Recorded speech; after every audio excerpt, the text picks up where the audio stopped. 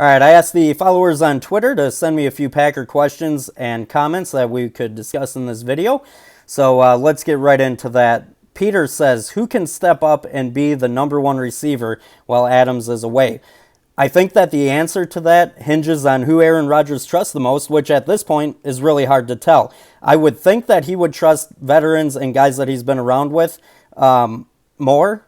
For example, Jimmy Graham, been there for a couple of years now, a year and a half with Rodgers. Geronimo Allison, been there for a handful of years. But it's hard to answer that because, in all honesty, I don't think Rodgers really trusts anyone else except for Adams. So who is going to step up? That depends on who Rodgers is going to throw the ball to. I think that the Packer offense tomorrow is going to look pretty disjointed. I think you're going to see a lot of scramble drills from Rodgers, a lot of him running the ball himself, and just because of a lack of trust in his receivers. So whoever Rodgers trusts the most, that's who's going to step up while Adams is away. Dixon says, Cooper and Zeke. One gets shut down, the other goes for 180. Which one gives us the best chance of winning?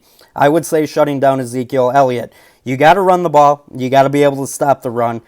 Case in point, last Thursday against the Eagles hand the Packers their first loss. Why? Because the Packers couldn't run the ball, and they also couldn't stop the run. So shutting down Elliott is going to be more important than shutting down Cooper.